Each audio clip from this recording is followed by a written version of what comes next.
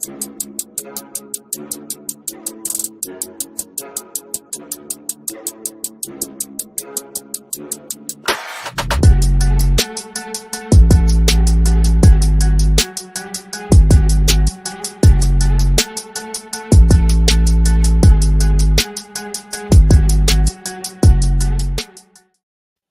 evening, Razorback Nation. We are back for this afternoon's Razor recap. A little bit later today is the baseball game ran a little bit late this afternoon as it was a 2 o'clock start compared to some Sundays having noon starts. So we're a little bit later, but we're going to still have our regular show and keep you up to date on everything going on in Razorback Nation. As we get started, Razor Recap is brought to you by Scarlet Letter, Arkansas's very own handcrafted spiked seltzer. You can check them out today. And if you're Northwest Arkansas, check out the Core Brewery Tap Room where you can get Scarlet Letter and all this various flavors. And Jared's Kickin' Sauce, the perfect blend of sweet and spice to transform any meal. Whether you're grilling burgers, roasting chicken, or just need a snack-worthy dip for crackers, Jared's Kickin' Sauce makes bland food good and good food great. Don't settle for ordinary. Kick it up a notch with Jared's Kickin' Sauce, your go-to sauce for every occasion. You can grab your bottle now, Jared, at kickinsauce.com. And let the flavor party begin as it's starting to heat up and you're grilling out in the hog pen. Get you some Jared's Kickin' Sauce to throw on your burgers, your wings, whatever you're cooking out there. So, man, what a great weekend it is to be a Razorback. Baseball sweeping the series. Arkansas gets the win on Thursday over Kansas and then turns right around and gets the wins over St. John yesterday to make it to the Sweet 16. And not to mention softball also gets the series against Tennessee as well with one game left tomorrow. Just a great weekend to be a Razorback. Yeah, it was a busy week. We really only had Monday off this past week because we had the midweek games. So yeah, I mean, huge week. You can't ask for better. You won every single game you played. Baseball and basketball, and then softballs took the series. So I mean, it's incredible. You can't ask for better. And we've got another busy week ahead of us. That is for sure because you've got softball playing tomorrow. You've got the midweek baseball game against Missouri State on Tuesday.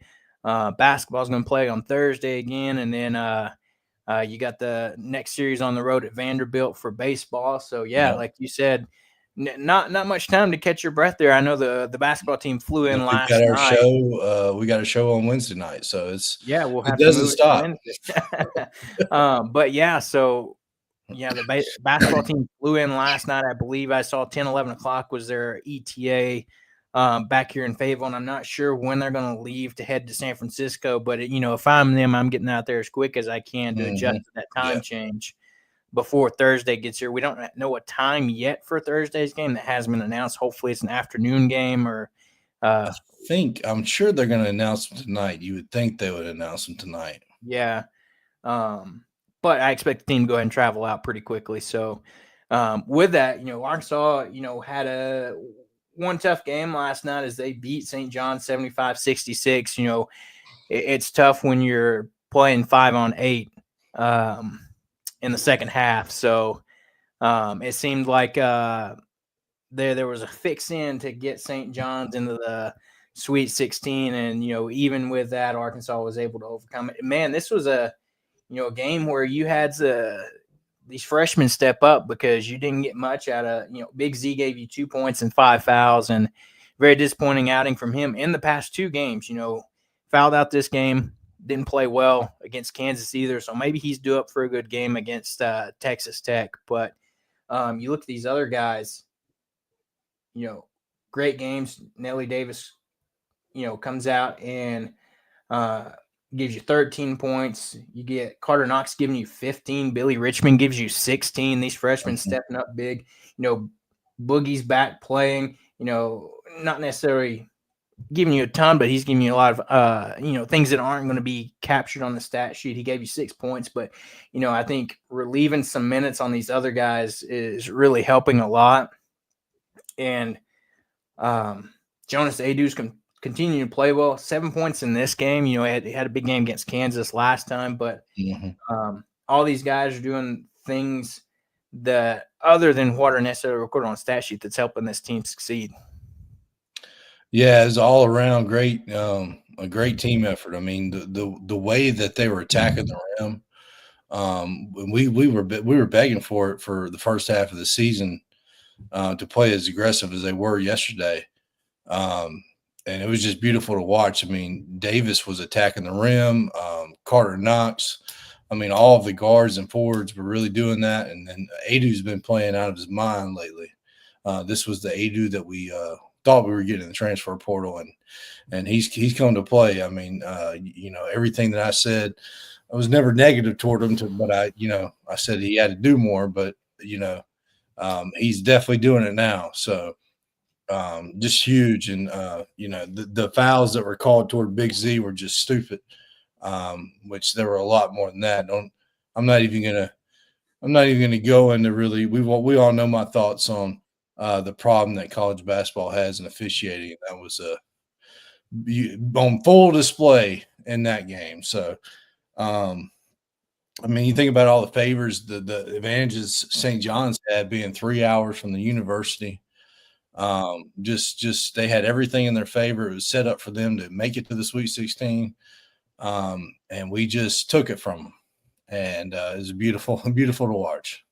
Yeah, 100%. Such a masterclass coaching job from Coach Cal and this team.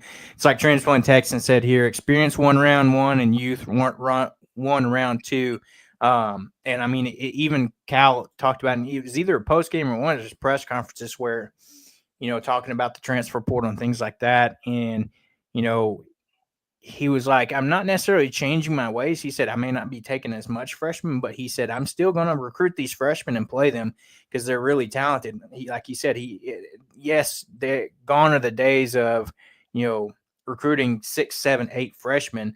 But you still, like he said, he's going to recruit, the top 2 or 3 that he can. And then, those guys are going to play significant minutes. And then you're going to go kind of fill up the rest of your roster with, transfer portal. Speaking of that opens up Monday. So, Cal's going to have a handful and a busy week as the transfer portal opens Monday, and he's traveling and prepping for a game versus Texas Tech on Thursday. But, these guys, it seems like they've really come together ever since, like Coach said, 0-5 start. They kind of had to get out of their own way, get out of their own heads. And then also come together and learn that they need each other, and they're playing off each other very well.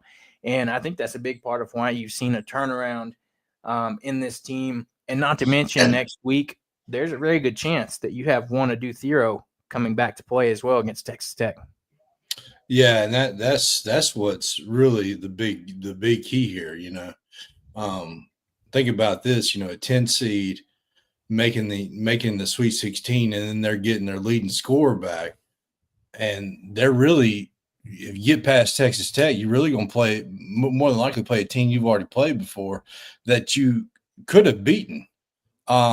So this is not a guarantee Florida is going to go to the Final Four. We're right there in the mix for a national championship contending team.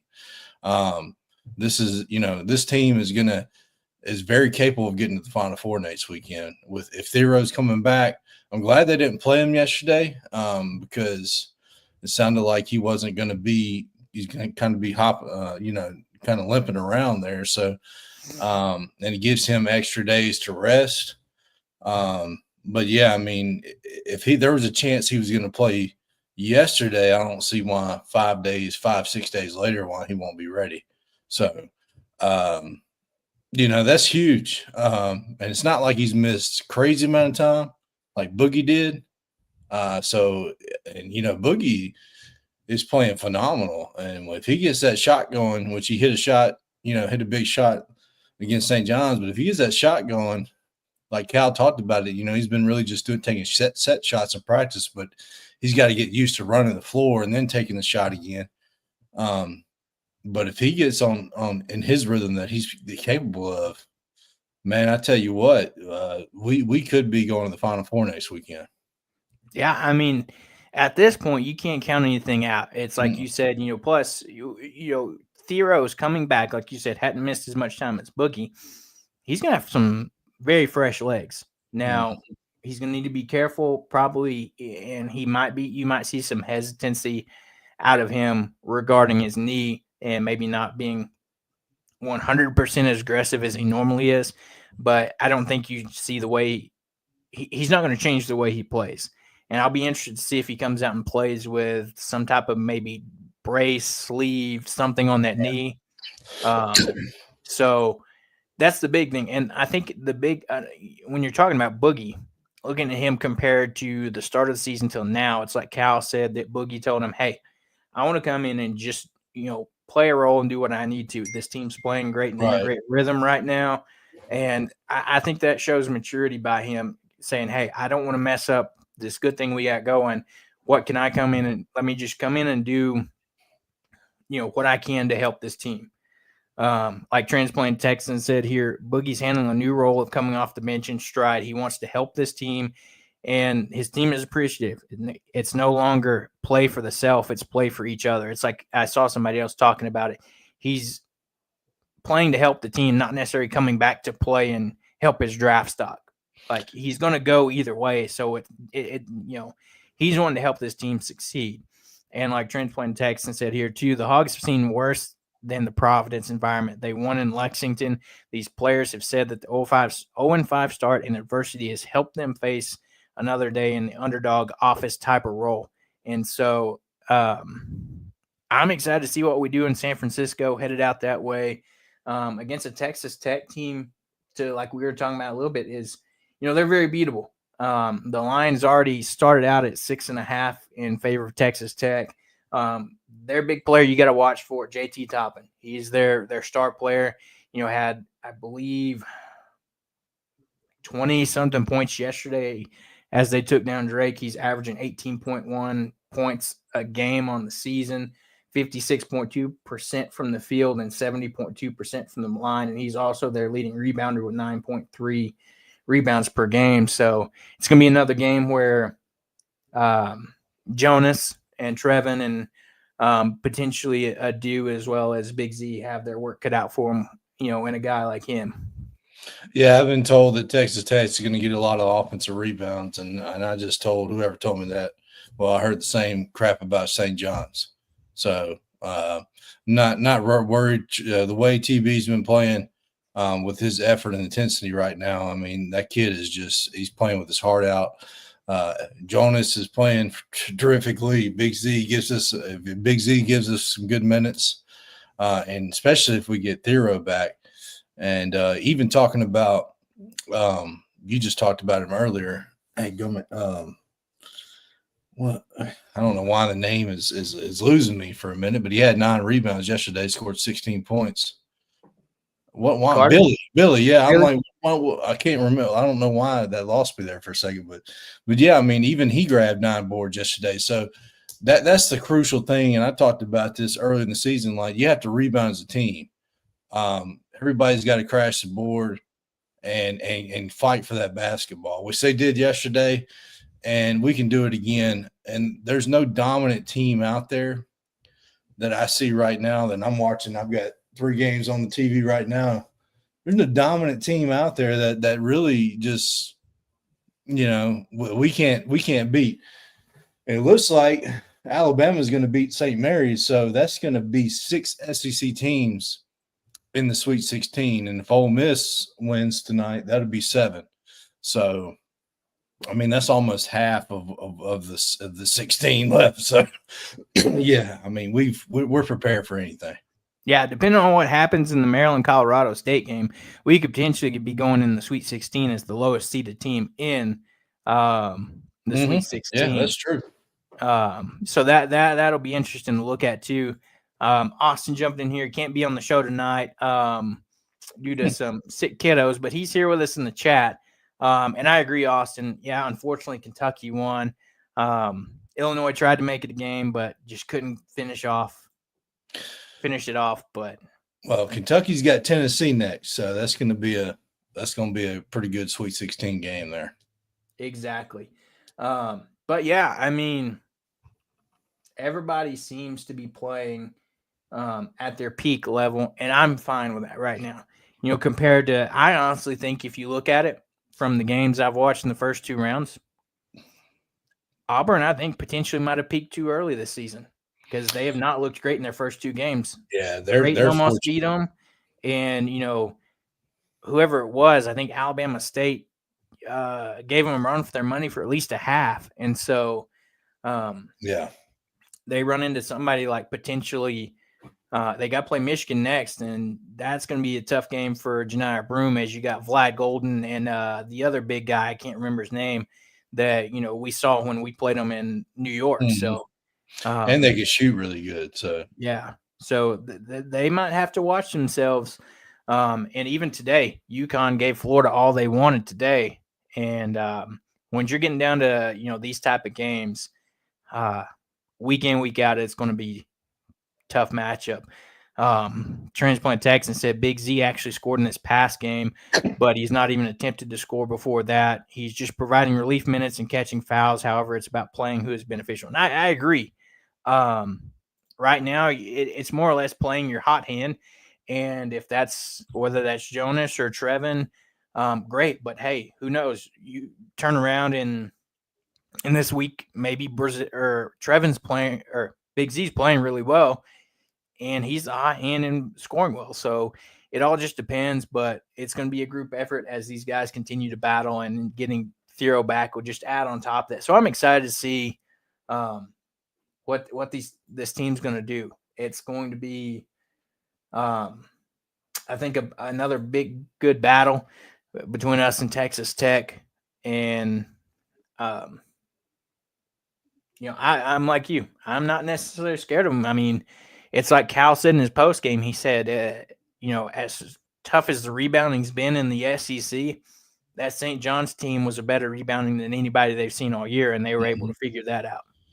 Best defense they've seen all year too. So I mean, it's not we played everybody that's pretty much left. Almost we played about half of them, if not more, that's left. We played Michigan, we played Auburn, we played Florida.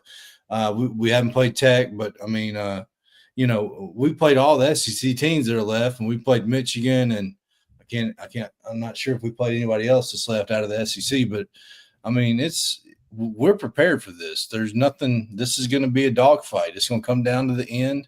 Who's going to close the game out in the last 4 minutes, like the last two games have come down to? It's going to be the same scenario again. So, who's gonna want it the most in the end? Yeah, and I think you've seen so far, these guys are embracing that chip on their shoulder with, everybody counting them out, starting 0-5 in the SEC, and it keeps coming back up. And I love that they're even embracing it, and Cal's even embracing it, being like, still the quote of, "Hey, everybody put us in the coffin thinking we were done, we were dead," after starting 0-5 in the SEC. But hey, they made grave mistake by not putting those nails in the coffin, and you see why. I'd be willing to say, Arkansas is almost probably the hottest team in the country right now, the way that we're playing and we went into this tournament. Yeah, like I said, there's no one team like UConn the past 2 years where they're just crushing everybody they play. You're not seeing that. So, we can play with anybody. Yeah. And Transplant Tech said, I said Auburn needs to watch out. Yeah. If they keep messing around round by round, it's going to be tough for them to be that unanimous best team in the country right now. They might have been at some point this season, but, I think they peaked high in the middle towards the end of the season. And now, you saw them, they lost their first game in the SEC tournament to Tennessee. And then, they struggled these first couple games in the NCAA tournament. So we'll have to see there. But, and like Austin says here, Florida was supposed to be the team that peaked at the right time. But if we're being honest, it might be Arkansas. Like I said, that really feels like it's the case here. Just think about, all the years you watch sports and all the teams that have gotten hot at the end of the year, like baseball and basketball. Football is kind of a little different because the talent in football is sometimes a little bit more different than those two sports. But think about the teams that get hot at the end are always right there and either winning it all or getting close to it. So that we may have gotten the draw this time. So to be in the hot team. So it feels good. Yeah. I mean, like Transplant Tech said, even with Z, his fouls being important, it was good for Z to take those fouls compared to Adu or any of these other guys that were playing well. Yeah, unfortunately, Z had to foul out, but that allowed you to have a little bit of leeway with these other guys.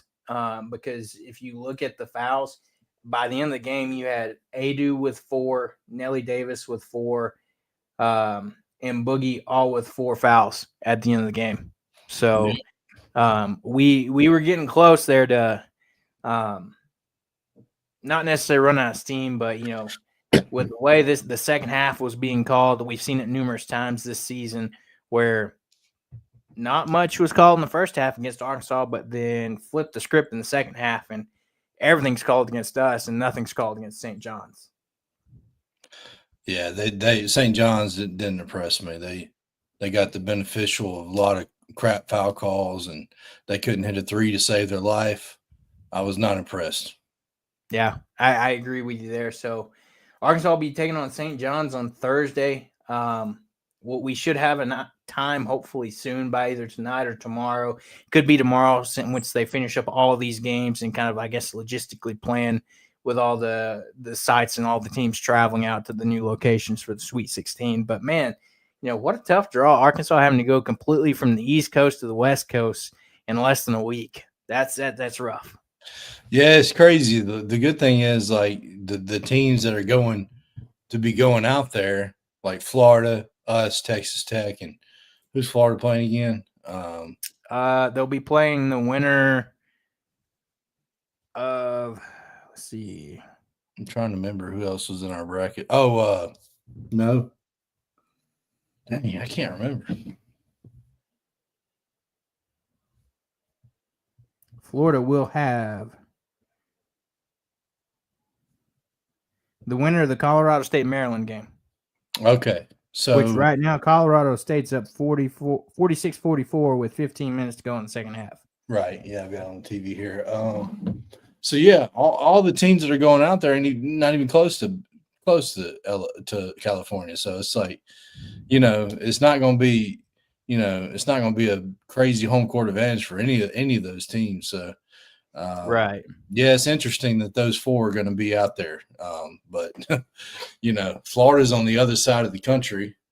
We're not far from Florida, and Colorado's, up there, and so yeah, it's interesting that we're going out there. Yeah, it's going to be interesting. Like I said, I think the team was coming home, probably do a quick pit stop, do some laundry, get some clean jerseys, and probably, update their what they got in their luggage and heading back out soon, hopefully, and we'll see what happens there. So, can't wait. I think it's going to be another good game. I'm really feeling this Arkansas team the way they've been playing this last half of the season. So I can't wait. It's going to be fun. And hopefully we're talking about Arkansas in the Elite Eight next week. So it'll be big time. As we jump over, Arkansas, do what?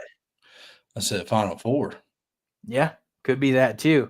As we jump over here, Arkansas baseball had themselves a great weekend as well, with South Carolina coming to town, and Arkansas took care of business this weekend, getting the sweep. And that started on Friday, where Arkansas continued the hot hitting, wins this game 12-2. You won this game in 7 innings. You run ruled the game, and Arkansas only had to use one pitcher, Zach Root. Thanks to this run rule, didn't have to dive in the bullpen on Friday. He went the full 7 innings, allowed 6 hits, 2 runs, 1 walk, 7 strikeouts on 92 pitches. So a great outing from Zach. As he's I feel like he's embracing that kind of Friday night start. Didn't have the best outing last week, but kind of, got things done, comes out here and, it looks a little bit better, goes the full 7 innings and takes care of business in this game. On the offensive side of things, Charles Davalon continues to hit the ball well and impress. He goes 4 of 5 with 3 runs scored and RBI. You have Vahiva 2 of 5 with 3 RBIs, 1 run scored. Logan Maxwell 2 for 3, 2 runs, 2 RBIs. Cahill 1 of 3 with a run scored. Iredale 0 for 3 with a run scored. Cam Kozel has been playing well at first base. 2 of 4, 2 runs scored in this game. Everybody seems to be feeling good and hitting the ball well right now. Yeah, the lineup from top to bottom is all really clicking right now. This team is maybe the hottest team in the country. It's crazy how it's basketball and baseball both really almost the hottest team in the country in both sports. But I thought Alabama was really hot, and then Tennessee kind of took them after winning the first game. Alabama won the first game, then Tennessee won the next two. So Georgia may be the only other offense that's doing a little bit better than Arkansas right now, but it's not by much. Going into the year, who would have thought we would have had not the top offense in the country, but one of the top offenses in the country. So what do we have, like 56 home runs right now, and the school record's 84, I think. That's something like that. I was going to mention that as we walked into the game today, they showed on the video board where Arkansas was in the top 5 in home runs in the country right now, and that was before today's game. Yeah, so I mean, it's just and the weather hasn't even gotten warm yet, really. So I mean, the bats are doing this right now, and it's not even gotten 80, 90 degrees outside. Right. So just imagine what could come whenever the temperature rises. But it was good to see Zach Root bounce back. I thought that last week against Ole Miss, it was kind of a fluke game. A lot of balls got caught in the wind, and we misplayed some balls. So, last week I'm just going to throw that one out the window and call it a fluke because he went back to being the pitcher I expected him to be. So just a huge performance, and it really helped us because we needed that performance for today's game because we saved those arms for today. But yeah, I mean, just incredible offense. I mean, you can talk about all 9 of the starting, and you can, it's the second weekend of the year in the conference, and we already have a lineup established. There's no more platooning. We have the same starting 9 that's going to pretty much play every day now. So all the position talks that we've been talking about, all who's going to play where, I think that's those questions have been answered. Yeah, 100%. You've kind of seen all those positions kind of be solidified, especially as well as Cam Kozel's playing over at first base. It's like you'll probably see Pepe in the midweek games, kind of like you'll see Diggs in the midweek games some. You saw Diggs come in late in the game today after we kind of got things in check there after that Iredale grand slam, and we'll get to that in a little bit. But, yeah, you kind of see these locked up, especially with Souza playing better. He's kind of got that second base job secured for the most part right now while he's kind of figured out his bat a little bit. Transplant Texan says, when do we get Gage Wood back? I don't mind continuing to rest him as long as they can, but the way Gecko's struggling to give us more than 2 to 3 innings, and then bats are great. So I think, and correct me if I'm wrong, Hobbs, Dave said the soonest he might be back would be this series this weekend. And I think he was probably throwing around some last weekend. There was some pictures and stuff that looked like he was doing some throwing. So not sure how long Dave wants to keep resting him, or as far as the medical staff thinks he needs to rest. Well, I haven't heard anything from Dave yet on Gage. So it's probably one of the things where they're not going to rush it like you're talking about. What they said that injury happened the last week of February or the second to last week of February. So it's been about a month. So, I would say probably a couple more weeks. He hasn't said anything. So I would think that he's probably the next home series, which I can't remember who we're playing. We got Vanderbilt on the road. I don't see him pitching this weekend, but yeah, that you don't want to rush it because we still got a long way to go, and get him back fully healthy for the postseason would be the biggest thing for us to do. Yeah, the next home series will be first weekend in April against Missouri. So that sounds like the perfect weekend to kind of work him back into the rotation. Yeah, that's perfect. And as we jump over to yesterday's game, another great atmosphere, great environment. Arkansas clinches the series in this one, winning 12-3, where still Arkansas is not having to go deep in this bullpen. Gecko gets the start here. Unfortunately, continues to struggle, even being moved to that Saturday slot. He went an inning and 2/3, allowed 2 hits, 3 runs, 3 walks, no strikeouts on 45 pitches. And then you had Aiden Jimenez come in and have a fantastic long relief in 4 1/3. 4 hits allowed, no runs, no walks, 4 strikeouts for him on 45 pitches. So efficient through 4 innings throwing 45 pitches. And you had Will McIntyre come in and finish things out the final 3 innings, allowing 1 hit, 1 strikeout for him in 30 pitches. But on the whole Gabe Geckel situation, at this point, you don't really have a choice right now with Gage Woodhurt. But once Gage comes back, do you have to start potentially really thinking about moving Gabe back to the pen? Yeah, I mean, it's a possibility. Definitely a possibility. I mean, you know, when you watch the start, if you think about all the starts he's had, the Charlotte one, he should have been pulled early. I'm not going to blame him for continuing to give up hits and the coach not taking him out of the game. They should have got pulled early. So, yeah, you can blame the pitcher for giving up hits, but when you're constantly giving up hits and they're just letting you stay in the game, that's a little ridiculous to me. And Dave knows he should have pulled him early. He even said it himself. So, and then, the TCU start, not the TCU start, Kansas State, he battled. He was struggling a little bit, but battled, ended up having a good outing. He's had those outings where he looks bad and then he locks in. But this one you couldn't wait to lock in and give credit to Dave Van Horn for pulling him, because he didn't pull him against Charlotte, but he pulled him this time. It's a little, the calls, the balls that he was throwing were barely missing. So he's not that far off. So it's not really one of them things like, oh my God, he's never going to be good again, or, you can count this season out for him. He's not that far away from being back to his old self. But it's one of the things where this pitching staff has too much talent where, he's got to go back to the bullpen if we've got other guys capable of starting. Like, even if it's not Wood, I mean, you got guys like Aiden Jimenez pitching well. Even McIntyre has been pitching really good. You don't want to have 3 lefties. I don't want to hear Colin Fisher. I love Colin Fisher, but you can't start 3 lefties all in one weekend. That's not the move. So it's got to be a righty because Bottle Cheese pitch well today. But yeah, I mean, Gage looked good before he got hurt, so he deserves that chance. I don't know if he's going to be thrust in the starting role when he gets back.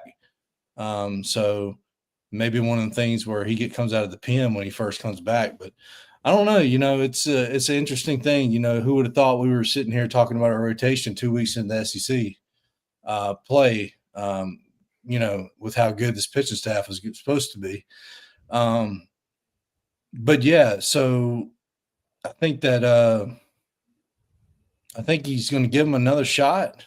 I don't know. I can't tell you 100%, but we'll see. Like I said, he's not that far off. He's barely missing. Like, you rewatch the game. I mean, those calls could have gone either way. So yeah, yeah. I mean, it's like, we're not saying the talent's not there, because it's clearly there. You know how good a pitcher Gabe Geckel is. It's like you said, he's got to almost just fine-tune a little bit and locate those pitches just a little bit better. And I think once he does, everything will start clicking. But it's like, to your point, in some of these outings, you want him to be able to try to work through, a tough start. But in the SEC play, that's something that you can't afford to do, because, you saw him yesterday in the inning and 2/3, you give up 3 runs already. And that's against, like, an average South Carolina team. you can't afford that against, your Tennessees, your LSUs, some of these top teams that they're going to make you pay if you have a bad start like this.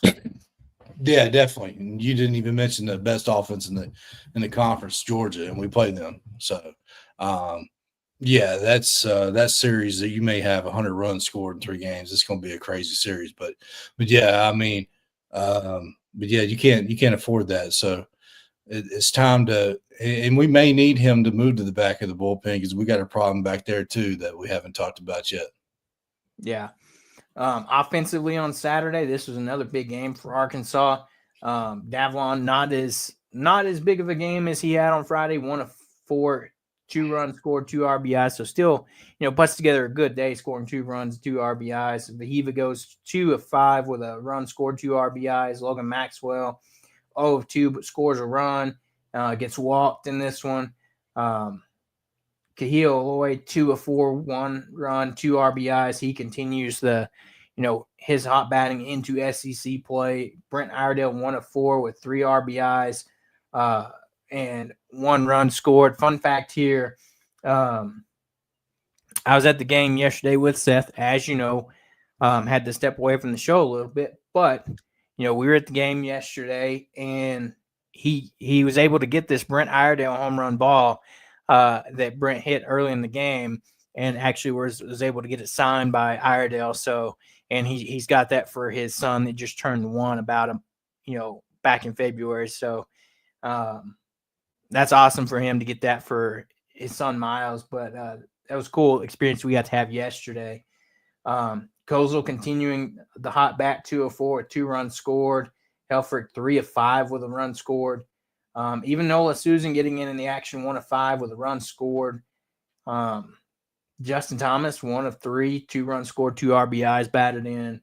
Yeah, I mean this offense is just continuing to roll here and not missing a beat from game 1 to 2. Yeah, just incredible. I mean, this lineup is the best we've had in school history. And it's going to, at the end of the day, whenever the final out is done, whether we win it all or we get eliminated, it's going to go down in history books as the best offense.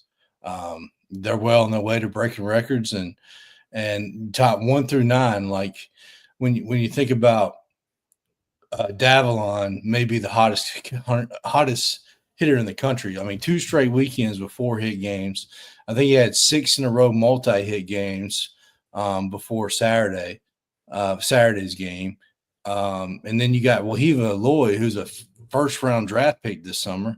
I mean, did you see the play he made yesterday? I mean, geez, you don't – there's probably 1 or 2 shortstops in the country that can make that play, and he's one of them. Yeah. Just ridiculous. I mean, it's like the baseball account tweeted out, that was some wizardry right there he pulled off. Yeah, and it's just incredible. Like, I mean, the kid is phenomenal. He's hitting the ball the other way this year. He's laying off pitches that he normally would swing at last year. He's got his brother who's hitting in the 4-hole here with him this year. His parents are in the stands. I mean, it's just they're feeling the vibes are high, and the 4 Kahia, I mean, he's having an incredible year. I mean, we knew he wasn't going to hit 500 all year long, but he's still hitting 415. I mean, he's hitting the ball 115 miles per hour. And then three-hole hitter Logan Maxwell. I mean, the guy had 5 career home runs at TCU in his first 3 seasons. He's got 6 this year with us. I mean, incredible, just incredible. And then after Aloy, you've got Kozel, who is, I think he's hitting 12 for 23 in SEC play. I mean, just incredible. I mean, and he's going to play his former team where he played last year next weekend. So that's going to be a big deal for him. And I can't talk about his defense too. I mean, he's starting to play better at first base because he ain't really played over there, and you start to see him picking the ball more. So that's only going to get better. I didn't even talk about Iredale before him. I mean, did you see the play he made? I mean, just big league plays. And then the bottom of the lineup really really impressed me this weekend because those were the ones that hadn't really gotten going like the rest of the lineup has. And Helfrich had 7 hits this weekend. His average is up to 269, and he was hitting below 200 last weekend. So, I mean, that just shows you what if you get hot, that's what you can do. Souza's swinging the ball better, and you can't underestimate his defense at second base. And then the 9-hole, Justin Thomas. I mean, he gave us the lead today with the home run. So, I mean, just incredible. I mean, this offense is you can't talk about them enough. Yeah, exactly. I was looking at the board today. Like you said, the bottom of this order is starting to really feel things out. But you look at the first 6 in this order. I was looking at the batting order today that they had on the video board. 1 through 6, you had nobody below 300. And then, you jump down to Helfrich, Souza, and Thomas. They're hitting mid 200s now, and Souza's on his way up there about closer to that 200 mark. But, I mean, look, today, Ryder Helfrich had 2 home runs today. So, yep. And we'll go ahead and jump over to today's game, too, where you had Bottle Cheese get the start on the mound today for Arkansas. Goes 5 innings, 5 hits, 2 runs, 2 walks, 3 strikeouts on 63 pitches. Unfortunately for him, you saw first pitch of the game was solo shot over the fence, and then he gave up 1 an inning or 2 later. But the way he's able to battle through that and give Arkansas 5 innings was good to see from him. You saw Ben Bybee come in for an inning, gave up 1 hit on 11 pitches. Christian Vouch didn't even last an inning. We'll talk about him here in just a minute. Gave up 1 hit, 2 runs on 3 pitches. Parker Coyle comes in for 2 innings, allows 2 hits, 1 walk, 1 strikeout on 30 pitches, and Carson Wiggins closes things out for Arkansas in the final inning, allowing 1 hit, 2 strikeouts on 13 pitches. So, a great day for the most part. Battle Cheese getting a good 5 innings for you, battling through a couple of solo home runs there. But the guy we got to talk about, Christian Vouch, a guy that was superb for Arkansas last year. That was the story coming into the season last year, having a sub-1 ERA. Was kind of, for the most part, an elite closer last year for Arkansas. Don't know what's going on this year. 360 from last year. You saw him come out today. Literally, as soon as we called him out of the bullpen, I said, please don't walk a guy or hit a guy. What does he do the first pitch that he throws? He hits a guy. And I don't know if it's something mentally going on with him, him struggling on locating his pitches, whatever it is. I feel like right now he's unpitchable until he gets things figured out. Yeah, I mean, Dave Van Horn talked about it in the presser after the game. He's just got to go out there and pitch. He's got to stop thinking too much. And he's just not pitching like himself.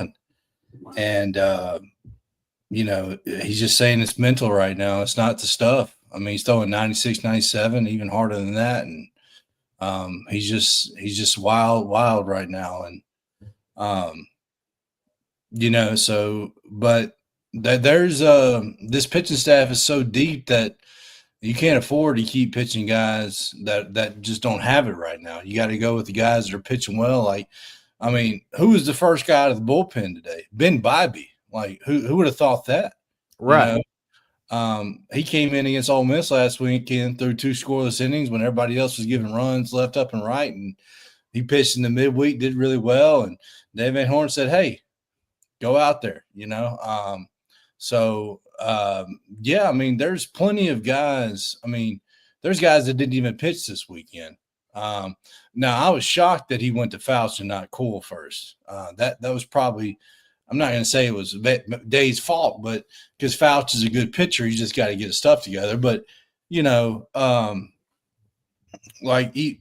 just like it's one of the things where you got to get back in the game mentally. We need to get his confidence back up. We need to get him out there, pitching well. But we need him. Like Dave said, we need him. The offense is going to do his thing, but the offense may go cold for a weekend or two. You know, you can't expect these guys to keep scoring 10 runs a game in the No. SEC. And I hope nobody that's listening or any Arkansas fans out there is expecting this to keep going. Like, yeah, they're going to be great. They're going to have their moments where they carry this team, but the offense can grow cold, especially if they go up against a really good pitcher. Yeah. That's the thing that can stop an offense is great pitching. So, and guess who has that? Tennessee. Georgia don't have that. They're horrible at pitching. Tennessee, Texas has good pitching. So we're going to face some good pitching. So, which we have faced good pitching. I'm not going to say we haven't, but, you know, Ole Miss's pitcher on Friday night, he was good. Offense only scored 6 runs, but we gave up 10. So we could easily be 6-0 right now, but you know, he's got to get it together. Good thing is there's plenty of time left. Got plenty of time. Luckily, we're not here going into the SEC tournament. And he's pitching like this. Got plenty of time to get it together. You know, so, but like you said, he's probably not going to be a guy that Dave can trust right now in a big time situation, close game. Because it wasn't that long ago that maybe a month ago. I guess it was a month ago now, and dang, time's flying. That he pitched really well against TCU and got out of a jam. So we know he's capable. I mean, we saw it all last year, but yeah, you just got to get it together. Less thinking, more pitching. Like Dave said, you know, he's talented enough. He's got the stuff. You know, just quit thinking so much about it and go out there and do your thing. Like you said, there's some guys we didn't see this weekend. One that I'm surprised we didn't see today, especially with kind of the series in hand. One of your favorites, Cole Gibler. I'm surprised we didn't see him today. Yeah, I keep hearing Dave said, you know, he's going to get a chance to pitch in the SEC. He's going to get his chance to pitch in a tight situation, but I haven't seen it yet. And I think you're going to probably see it more towards because he did pitch Bobby, he didn't pitch Fisher, so I'm assuming he's going to start Tuesday. So I'm assuming Gibler is going to follow him. But once those midweek games are over, which I do like midweek games, but I don't like playing them later in the season. Yeah. But once the midweek games are over, you may see Gibler at that point get his shot in the SEC. And another question for you before we dive into the offense today. When do you think we'll see Hunter Dietz? He's a guy that we've talked about, an extremely talented guy. I know Dave said he had that procedure after last year. I think he had to have another one, and then he's dealing with some mental stuff. But he's another arm that, maybe we can get him towards the end of the season, but he's another big talented lefty that Arkansas would love to have back in this lineup too. Yeah, that's another thing. I watch all of Dave's conferences, and I haven't heard that question about Dietz. The last I heard was weeks ago, and last I heard was he was supposed to throw to live batters, and that it was still a mental thing that he's not throwing as hard as they think he can. So hopefully we get to see him. Unfortunately, this is a guy that we've barely been able to see. He's only pitched an inning here in his career because of injuries. But, I mean, he's a talented pitcher. Man, if we could get him back and Gage healthy and Fouch pitching like he's capable of, I mean, I don't see a weakness on this team if that happens. Yeah. Some other guys you didn't see this weekend. You didn't see Tate McGuire this weekend. As far as other guys that get significant pitches, you didn't see Dylan Carter this weekend. Yeah. No Colin Fisher this weekend. Yeah. I mean, part of that was due to, our starters being able to, go the distance and also shortening the games. When you shorten the games, of course, you're not going to have as many opportunities to bring in your bullpen and work your guys out. So I think that's part of it as well. And you had starters pitch, two out of the three starters pitch really well. And the one that struggled, you had Jimenez come in and pitch really well. You had McIntyre come in and throw several innings. So, yeah, they didn't have a shot to pitch because we didn't have enough innings to pitch them. But they did. Luckily for those three guys, they did all pitch in the midweek games. Yeah. So I'm pretty sure they're available for the Tuesday games for sure. Yeah, like you said, well, you'll probably see Colin Fisher get the start there, probably an inning or two for Gibbler, Carter, some of those other guys we talked about, Tate McGuire potentially. So, and who knows? Maybe you see Dave, in the midweek run Fouch back out there, kind of just to see if he can continue to work through things. Yeah, I can see that because he only threw 12 pitches, and they did say that he's gonna rest some guys on Tuesday, so we'll see some guys like Pepe that we didn't see this week, and probably some freshmen like Becker and Frazier. Yeah, I haven't seen Michael Anderson since Washington State series, which I was told that he hit a ball 460 feet in batting practice today. So, it'd be cool to see him play again, but I don't know what's going on with that, Right. But, good to see Robinette, even though he hasn't really been very good at the plate this year, but we'll see. Diggs, I'm sure Diggs will be in the lineup too, which I'd like to mention too. I talked about this in the preseason that Diggs' spot wasn't guaranteed because of the outfield talent we have here, and you're seeing that, unfortunately. And Dave mentioned that in the post in the presser today is, and I actually got a message from one of my followers on Twitter. Hey, is Diggs healthy? Like, is he okay? I haven't seen him. Like, he's fine. I haven't heard he's hurt. He's fine. You saw him against Ole Miss, but his spot's been taken. I mean, you got Maxwell absolutely destroying the ball. You're not going to play him over Maxwell. That's what I was about to say. With how well Maxwell's playing today, you can't logically start Diggs right now. Like, not that Diggs isn't playing. Like, he needs to continue to play well and be a little bit more aggressive at the plate. And we'll talk about it here in a minute. But I mean, what you saw out of Maxwell this weekend and today alone, it's just not feasible right now, and it doesn't make any sense from a coaching perspective. No, I mean, your left fielder's hitting 400, your center fielder's hitting 296, and your right fielder's hitting 350. I mean, there's nowhere to put him. Your DH is hitting 415. So, I mean, there's nowhere to put him. Yeah.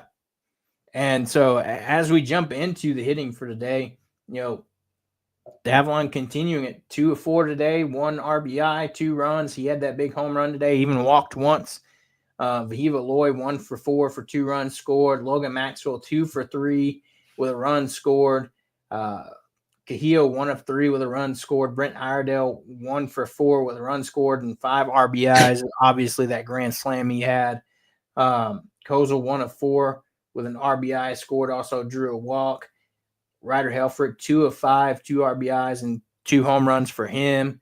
Mm-hmm. Nolan Souza 1 for 2 with a run scored. He walked 3 times today, so he's clearly seeing these pitches better and able to get these and draw these walks. Justin Thomas, that you mentioned earlier, 2 for 4 with a run scored, 2 RBIs as well. And, man, but talking about Logan Maxwell, there was a sequence he had in this game where he easily battled. I lost count. It was probably at least a 10 pitch at bat, 12 pitch at bat. Yeah. He was just kept fouling off these pitches. And, it takes somebody, a lot to focus on those and be able to take that many pitches and, continue to battle. And then after that, hit it and get on base. Yeah. And, he's incredible. And that's why he's hitting in the 3-hole in this lineup. I mean, the kid is phenomenal. Just the eye that he has at the plate, he hits the ball really hard. Just that really changed the sequence in the game. I mean, the guy we were facing is actually their midweek pitcher because their Sunday starter broke a bone in his hand in like the warm up or something.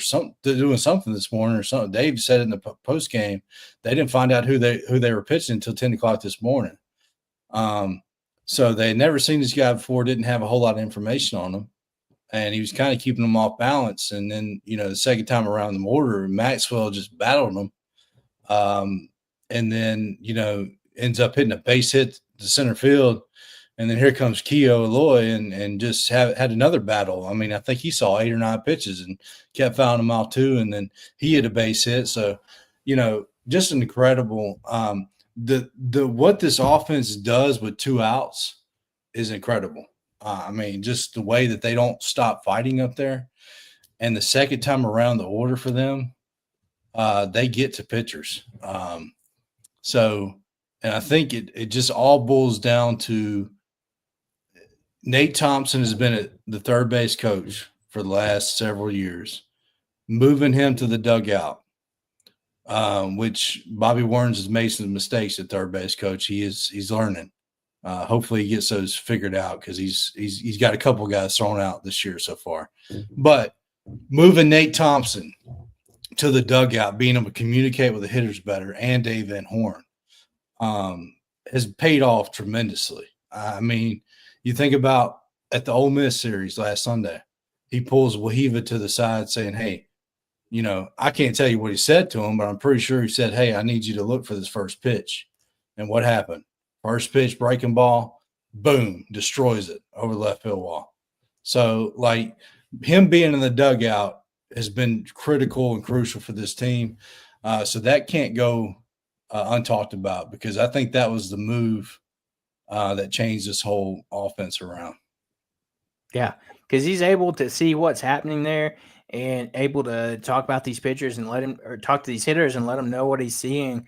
Compared to, you know, he's all the way over there on the third baseline and he can't kind of see something and then quickly pull the hitter side. Hey, this pitcher's doing this, or he's leaning heavy on this pitch. So, yeah, like you said, that's paying off dividends for this team, and I think you're seeing that. And like you said, hopefully Warnes gets that learning curve down pretty quickly, because like you said, you saw a guy get thrown out at home today as he's kind of waving him around to home. And of course, that's going to take some time, like you said, with Warnes moving from first to third and not really kind of have to do that at the first base side. So hopefully, like you said, that gets kind of straightened out a little bit sooner, and he's learning when to hold guys and when to, wave them home. So that's going to be a big thing. Right. Shout out to my wife. She wasn't here this weekend to go to the games, but she was in Boise visiting her sister. So she was watching all the games from Boise, Idaho. So awesome. But yeah, I mean, and the craziest thing to me is we hit it on before we started the show, is that sequence where you had Iredale hit the grand slam today. You had runners on and you have Keogh up the bat, and sure enough, intentional walk, they put him on. And I was like, why in the world would you walk him when you've got Iredale coming up? And I know the idea behind it is you want to try to get a double play out of this, but this part of the lineup's so dangerous. Like that, I don't know. It's just like, I guess in that opposing coach's situation, what do you do? Because both these hitters are so hot right now. But sure enough, you put Keogh on board, Iredale steps up and just blasts a home run over the wall where his previous at-bat almost went over. So, and he knew it was gone as soon as he hit it. That was when he had to stand there and admire it for a minute. But, man, that was a great sequence to see as well. Yeah. Yeah, it's just awesome, man. This lineup, when you walk somebody, you just got to be careful. I mean, I know why they did it, to force a double play, force out any bag, but it's just one of the things where they had struck him out twice already in the game. But that was by you're not going to keep a guy like that down. Like you said, he hit the ball to the same spot, barely missed it, and he didn't miss that one. So, it's interesting. He's actually had like 3 or 4 home runs that he could have had. I mean, there was one that was stolen from him that replay got wrong, but I mean, so he's just phenomenal, and he's hitting in the 5-hole. So, I mean, yeah, it's a catch-22 situation for these coaches. It's like, all right, do I walk this DH that's hitting 415 to bring up, this 5-hole hitter that's hitting mid to high 300s? Yeah. And you're like, I mean, yeah, you pick your poison, if you will, with this lineup. at this point. Especially if you're in the top half, they're getting better. But I mean, that bottom half is your typical bottom half. I think I don't want to call them weaker, but not as much as your consistent hitters. But they're getting there. I mean, you saw Ryder Helfrich have 2 home runs today himself. Justin Thomas had 1. Nolan Souza is the one that you're still you can tell he's getting there, but he's not fully into form how we saw him mid-year last year. So, and when he gets there, that makes this lineup even scarier because then this bottom of the order, they're not going to be as dangerous as this top 5, but, ain't going to be no easy outs there either. Yeah, I mean, you're never going to have all 9 hitting it all at once, but I mean, today you had all 9 of them had hits at least. But I mean, very rarely are you going to have all of them hitting all at once. But if you can have some guys pick each other up, and one guy's having an off day, but the other one's killing it, that's just how the game works. But yeah, I mean, this is just incredible. We got to keep the pace because I don't want to say we got easy weekends coming up because nothing's easy in this conference, but compared to the rest of the schedule, we got to keep it going. I was about to say, you've got a few more weekends before you really enter your gauntlet and meat of the SEC season. Because if you look at it going forward, like we said, you've got Vanderbilt this weekend on the road. You come back, you have Grambling and Little Rock for one midweek game. Then you come back to Fayetteville. You have Missouri at home. I mean, it's what it is. It's Missouri. That's all to say about that. You got a midweek with in-state Arkansas State. You go to Georgia. Like Hobbs mentioned earlier, their bats are really well. Pitching struggles there. So that one, you come back home, you got UAPB again. And then you have the weekend at the beginning of the season we're talking about. It will be a really good weekend, but the way Texas A&M's playing out, that series doesn't seem as big now with how much they dropped off from preseason week 1, number 1, to just falling off the face of the rankings. So, they still got time to get it together, but they better start now. Hopefully, it's not the weekend they play us, but they got to get going sooner or later because 0-6 in the SEC is, and they ain't even really played that great of teams yet. I mean, Alabama's decent, but we'll see. They got swept by Alabama too. And A&M. I mean, not A&M. Vandy swept them this weekend. And then you have midweek versus Little Rock, 2 games there. You go on the road to Florida. Florida, isn't any pushover team. I did see where they got swept this weekend for the first time in like 20-something years.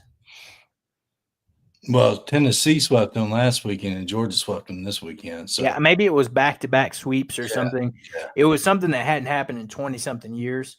And then you have another midweek game at Missouri State. And then you have Texas series and LSU series back-to-back weekends. Yeah. Texas is here, LSU on the road, and Baton Rouge. And then you get back from the LSU series, and you have Tennessee coming to town. So that last stretch of series, it's going to be tough. It's going to be a tough one. Don't be surprised if we drop series. It's very possible. But if our bats can, like Hobbs said, they're not going to be on every weekend, but if you can do enough to help out your pitching, I mean, I wouldn't necessarily say we lose a series. It's always possible. But getting through that stretch, if you can only drop one series, maybe you'll be in good shape.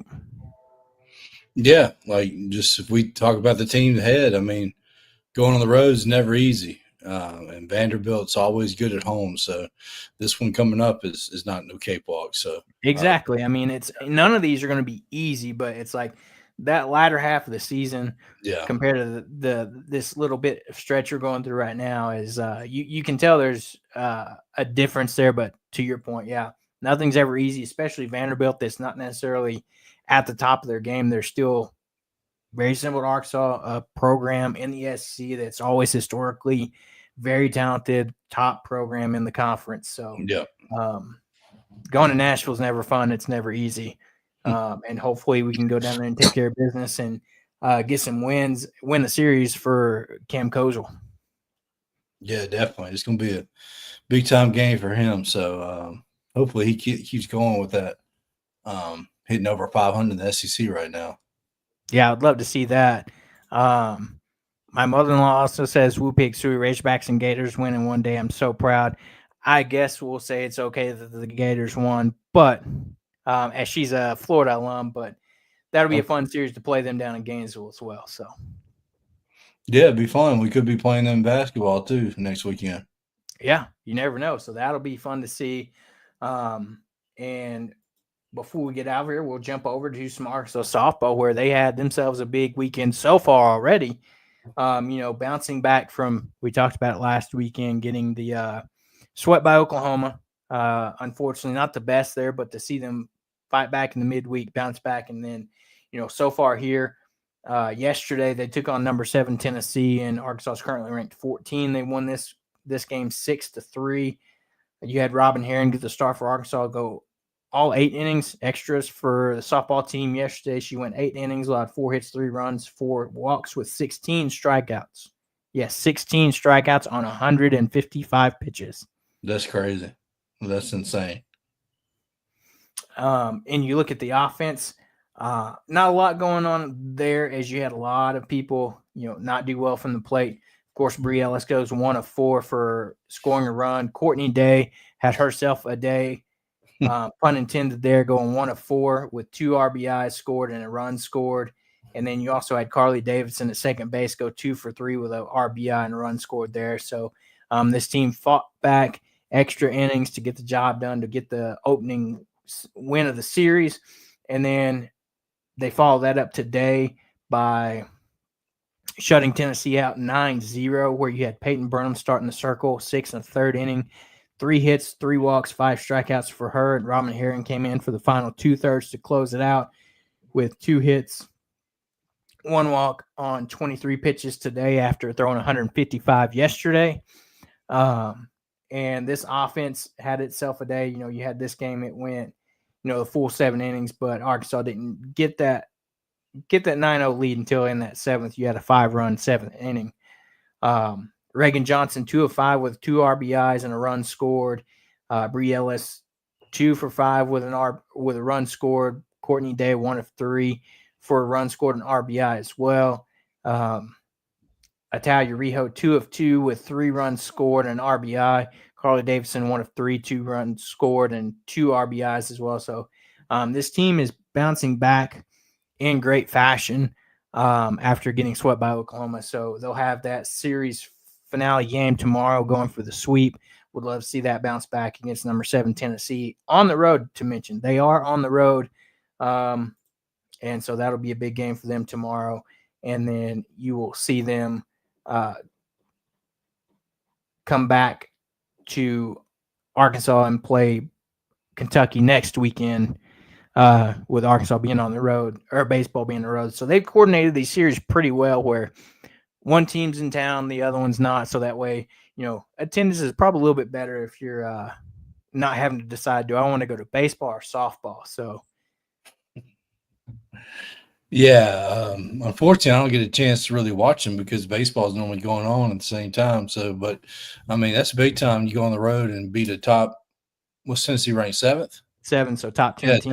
Top 10 team after losing some heartbreak games to Oklahoma. So, yeah, I mean, that's big time. Hopefully they can keep the momentum going. Do you know who they play next weekend? Kentucky. Okay. Well, keep the momentum going. Yeah. So Arkansas softball is sitting at 23-6 on the season. 3 of those losses obviously coming last weekend. I think it's the first time that they got swept in a while. And then Arkansas is 12-1 in neutral site games, 6-3 at home, and 5-2 in away games. It's pretty good. And so if you look at it, I'm not sure if Kentucky is ranked this previous week's rankings. The number of SEC teams that are ranked this previous week coming into this weekend: Oklahoma at number 1, Texas at number 2, LSU at number 3, Florida at number 4, UCLA at 5, A&M at 6, Tennessee at 7, Oregon at 8, Florida State 9, You had South Carolina tied for 10th. Georgia's 15th. We're 16th. Mississippi State's 19th. Ole Miss is 20th. Alabama's 24th. So similar to Arkansas baseball, it's a gauntlet to go through the SEC and softball as well, especially since you look at adding Texas and Oklahoma, currently 1 and 2 right now. Yeah, it's ridiculous. So, and we also played UCLA, who's up there too. So exactly, yeah, you had just the UCLA schedule's brutal. But just crazy here. I just saw on the screen here, Maryland just won at the buzzer against Colorado State. Wow. Yeah, buzzer beater to beat them, and Ole Miss is up by 12 at the half. Crazy. That works for me because I had Maryland picked in that game anyway. Did you? Yeah, I think I did too. Yeah, just to give you guys a quick bracket update for the Hogs on the Hill bracket that we set up. Currently sitting in first place in that bracket is my wife.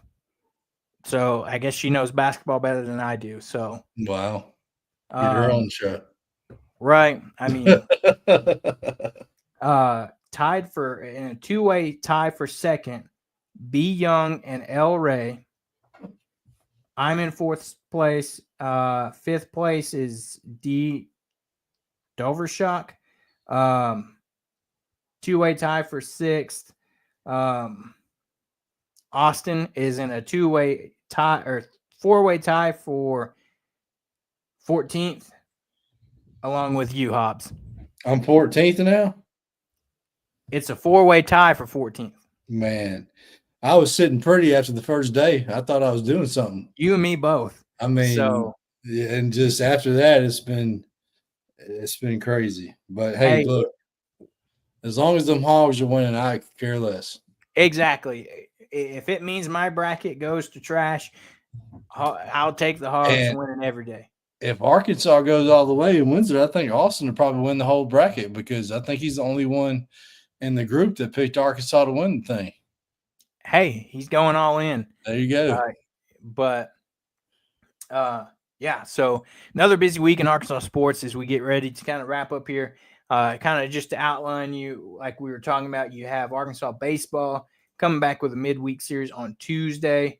Arkansas softball will have themselves they're off, no midweek for them. Basketball on Thursday, hopefully basketball on Saturday. And not at the same time as baseball, but not at the same time, please. Not at the same time. And then you have baseball going on the road to Vandy, Arkansas softball at home versus Kentucky and Bogle. Gymnastics is over other than the regional, and we'll find out more about that later, and we'll let you guys know. But that's kind of calmed down. The big news, I'm surprised we haven't talked about it yet, is our women's basketball team has their new coach. We hired a coach on, I believe it was Friday. We hired Kelsey Musick. I'm going to say how it's pronounced, Musick. She is coming over from Oral Roberts, and she has signed a 5-year contract to be the Hogs' next head coach that's going to run through April 30th to 2030 with total compensation of $600,000 per year. Yeah, I mean, it's big time. So I know probably people are a little disappointed they didn't get the Grand Canyon hire, but I mean, it's still a good hire, and you can't really complain about it. I mean, and I don't think anybody's gonna be talking crap about her because her husband looks like he's a professional wrestler. So I was about to say, yeah, that's been trending on social media today. She's welcome. There was those pictures. Several people's like, nobody's going to be messing with her. No, I don't think so. Yeah. But she comes to Arkansas after having a 3-year stint at Oral Roberts, where she led the Golden Eagles to postseason appearances in the past 2 seasons, increasing their win totals every year. Oral Roberts wrapped up their season the other night in the first round of the WBIT, so the women's version of the NIT tournament, and finished the year 24-9 to give the Golden Eagles consecutive 20-win seasons for the first time since 2009 and 12. She built the program each of the last 3 seasons, winning 12 games the first season, 21s in her second, and then 24 games in this season. with the Golden Eagles. So she is known for a fast-paced dribble drive offense, and she quickly turned Oral Roberts around. The Golden Eagles finished in the top 20 nationally in points per game each of the past 3 seasons, scoring 78.1 points per game in her first season to finish 16th, 81.8 points per game last season to finish 8th, and averaged 83.2 points per game during the regular season to rank 8th nationally entering postseason play. She's also attracted elite talent in coaching the 23-24 Summit League Freshman of the Year, Newcomer of the Year, the reigning 2-time 6th Woman of the Year, and both that she had 2 players named to the All Summit League first team, and had players averaging 18.1 and 17.3 points per game. So we'll see how many of those players follow her from Oral Roberts to Arkansas. I expect you'll probably have some, and of course she'll meet with the current team and go from there to see if she can have some of these players stay. And undoubtedly you'll probably have some players enter the transfer portal. A quote from Hunter Yurachek. He said, "As I spoke to Kelsey and the people associated with her, I was impressed with her work ethic, enthusiasm, and her ability to maximize resources in building winning programs at each of her coaching stops." And that was per Yurachek. He said she has proven to be a great relationship builder and communicator throughout her career to benefit the teams and student athletes on and off the courts. She grew up and coached in Oklahoma, so she is very familiar with our area. And so it's going to be interesting to see how she comes in and attacks the SEC. It's going to be a whole different level of competition compared to the Summit League. But prior to being at Oral Roberts, just some quick background, she spent 13 seasons as the head coach of NCAA Division II Southwestern Oklahoma State, where she had a record of 259 and 125 for a, 674 winning percentage there, earning Great American Conference Coach of the Year honors 5 times while leading the Lady Bulldogs to a national championship game in 2019 as part of 7 NCAA tournament appearances. So this is kind of, I guess, her debut as a big job, kind of making a name for herself, winning a Division II title, coming up to Oral Roberts, improving their performance every year she was there, now coming over to Arkansas and kind of, taking on a shot at the big leagues, if you will, in a conference that you have the likes of South Carolina and LSU, who have been dominant in women's college basketball for the past 4 to 5 years. So she's got a test for herself, but I'm excited to see what she's going to come in and do with this program. Yeah, I'm excited too. I mean, it can't get any worse. So I was about to say, it's one of those things where it kind of just felt like you needed a change. Exactly. No ill will towards Mike Neighbors, but it kind of one of those things where it was probably about time to get a fresh face in and what he was doing. Not that he's a bad coach, but just what he was doing wasn't working here at Arkansas specifically. And so hit the reset button. We've talked about this before off air.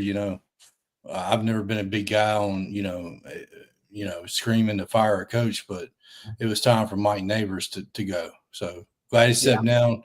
Glad we got a new face and excited to see what she can do. Exactly. So with that, we're going to get ready to wrap up here.